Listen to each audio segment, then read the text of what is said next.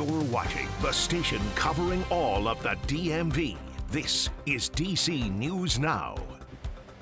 Thank you for joining us on DC News Now. I'm Hayley Milon. We're going to get to your top stories in just a minute. But first, getting over to meteorologist Jackie Lair with a quick check on our Memorial Day forecast. Hey, Jackie. Yeah, hey there, Haley. Out there earlier this morning, we had the cloud cover, even a couple of light sprinkles. So those are continuing to fade away, and we'll see more of that sunshine breaking out into this afternoon. So after a bit of a dreary / gloomy start to the day, we'll actually see more of that sunshine breaking out with high temperatures climbing back in those low to mid 70s out there for your Memorial Day afternoon. We'll still have that low humidity in place and just a light breeze, mainly out of the northeast today. Now, overnight tonight into tomorrow morning, we cloud up yet again. Temperatures start off into those low to mid 50s tomorrow morning as everyone heads back to work after the holiday weekend. And then we're talking about scattered rain showers expected later on tomorrow afternoon, and even more wet weather on the way for Wednesday. I'll go over all those details and how much rainfall you can expect coming up in just a few minutes.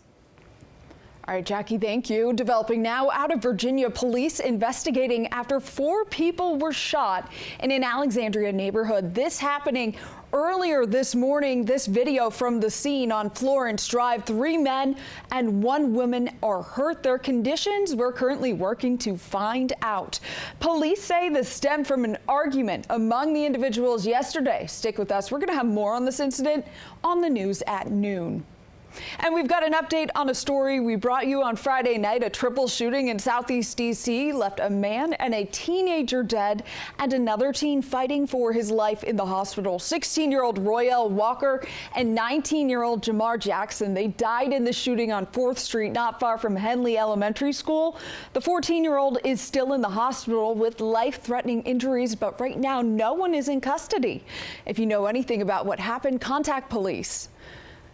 And developing now, police are investigating after a man was shot dead inside of an apartment building in Northwest. Investigators say he was killed by a stray bullet. It happened last night on the corner of Ogden Street and Harford Place. Police say the gunman fired 1 shot from an alley that went into the home and hit the man.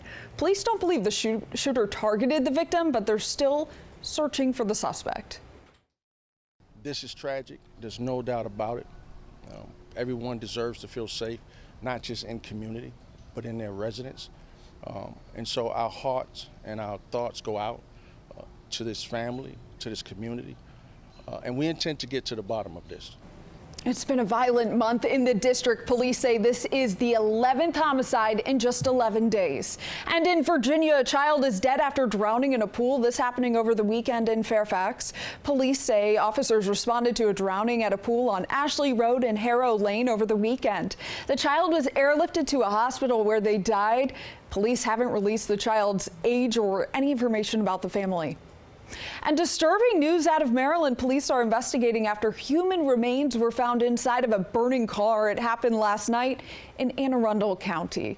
Crews responding to a parking lot fire at the Tropic Bay Water Gardens in Davidsonville just after 9 o'clock. Crews were able to put that fire out, but that's when they found human remains in the vehicle's glove compartment. Those remains were taken to the medical examiner's office for an autopsy to identify them.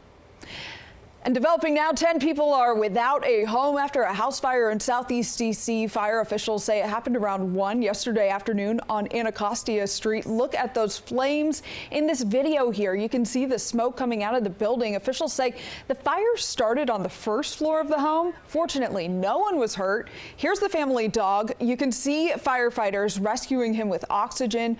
Fortunately, everyone's going to be okay. The Red Cross is assisting the 7 adults and 3 children who now don't have a home. And President Donald Trump said the U.S. will delay a 50% tariff on European goods. The agreement coming after a call between Trump and the European Commission. In a Truth Social post late last week, Trump threatened the 50% tariff and complained about trade negotiations with the EU. Now, the extension pushes the date back from June 1st to July 9th. That call coming in response to the Truth Social post. Now, after the meeting, Trump told reporters about the call with the European Union Commission president. That was the date she requested. Could we move it from June 1st to July 9th? And I agreed to do that. And that she said we will rapidly get together and see if we can work something out. In response, President von der Leyen said on social media that Europe is ready to advance talks swiftly and decisively. And D.C. Council is expected to review Mayor Muriel Bowser's budget proposal this week, that according to Councilmember Brooke Pinto. This coming as the council met with the mayor and the city CFO behind closed doors earlier this month. That's because council members were airing frustrations over the budget that was due last month. Pinto says the council is anticipating reviewing the budget tomorrow. And a heads up for Virginians. Drivers can expect expensive tolls on interstates, highways, bridges, and expressways, but many don't know the penalty of not paying. Missing a toll may seem not so serious at first, but failing to resolve them can lead to fines and legal issues. Failing to pay a toll leads to an invoice being sent to the registered owner's home. And if that's not paid, drivers are issued a toll violation notice and an additional fee. And then if you miss that payment, you receive the final reminder and a subsequent fee. Memorial Day may be an extra day off of work, barbecues, and good times with loved ones, but many are marking the day remembering the true meaning of Memorial Day. Our Dave Laval reports from the Korean War Memorial, where people are paying their respects to those who made the ultimate sacrifice for the United States. Look at the wall. Philadelphia's Lee Harold visits family from Gaithersburg, Maryland.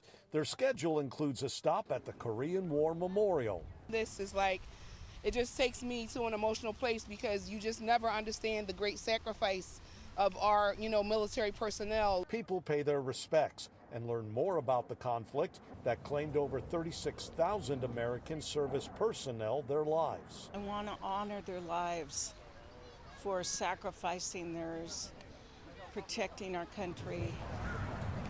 Crowds make their way along the Vietnam Veterans Memorial. Some learn more about the war that took the lives of over 58,000 American troops. Others come in search of a lost loved one. It warms your heart. I love seeing it. Navy veteran Gary Chiswick of San Diego is glad to see so many people turn out at all the memorials to honor fallen comrades. You make friendships and you miss them. It affects you. It affects me. The memorial service solemn reminders our freedom is not free. Along the National Mall, Dave Laval, DC News Now. And a traffic alert in the district. Today is the National Memorial Day Parade. A lot of roads are already closed. The parade route here on your screen, it follows Constitution Avenue from 7th to 17th Streets. Several cross streets are closed for the parade, and even more are going to be closed for parking. The parade starts at 2 p.m. Jackie, a lot of folks headed out, probably tens of thousands anticipated there on Constitution. What can they expect weather-wise? Yeah, after we did start off with mainly cloudy skies out there this morning, later on this afternoon for that National Memorial Day Parade, we should be seeing a bit more of that sunshine breaking out. Temperatures hovering into those lower 70s through much of the afternoon as well. Partly sun-filled as we look ahead towards 4 o'clock this afternoon. Overall, what else are we tracking here in the Weather Center for your Memorial Day Monday? We're talking about the clouds giving way to more sunshine, temperatures mild, very similar to what we had over the course of the weekend. But today, still looking at that low humidity and less wind compared to what we had over the weekend. Showers will be returning as we look ahead towards tomorrow afternoon, a bit more scattered across the area compared to a couple of the spot sprinkles we had early this morning. It'll be cooler and wet on Wednesday. Will be warmer Thursday with some potential of some thunderstorms into the afternoon Thursday. But let's talk about futurecasts out there through the day today.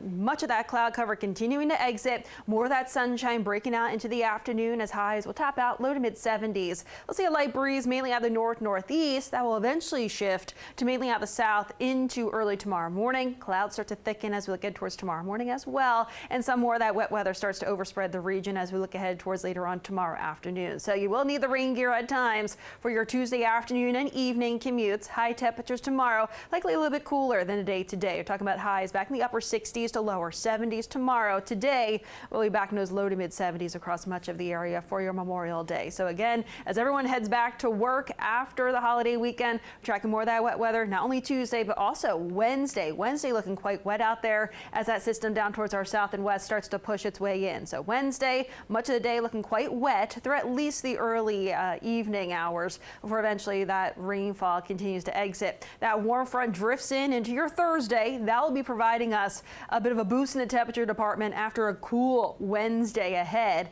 We'll see that chance for some thunderstorms developing into the afternoon hours as we start to warm things up. So we go from those high temperatures Wednesday into the upper 60s to right around 80 on Thursday. Friday, cold front approaching from the west, but overall, let's talk about how much rainfall we could see over the course of the next several days. I would think into your Wednesday, even this extends all the way into early Thursday morning. We're looking at a widespread at least inch of rainfall for much of the area. So we're looking at more so a soaking rainfall out there, not only later on Tuesday, but also into your Wednesday as well. So thankfully that holds off, considering today is Memorial Day, and we'll see those temperatures much cooler. Upper 60s Wednesday, right around 80 though Thursday, upper 70s Friday. Spot shower chance both Saturday and Sunday, but at least we're tracking slightly warmer temperatures compared to this past weekend, back in those lower 80s as we look ahead towards Saturday and Sunday. All right, Jackie, and speaking of rain, hurricane season is just days away. This season expected to be more active than usual. Ocean waters are going to be warmer than they typically are, contributing to the rise in activity. Forecasters are predicting around 6 to 10 hurricanes this season, with 3 to 5 of those being Category 3 and above. NOAA says they're fully staffed and ready for hurricane season.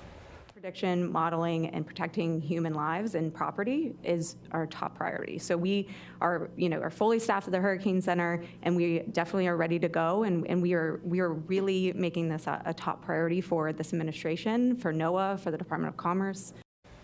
Hurricane season begins on June 1st. While the season is projected to be busy, it's expected to be a little better than 2024.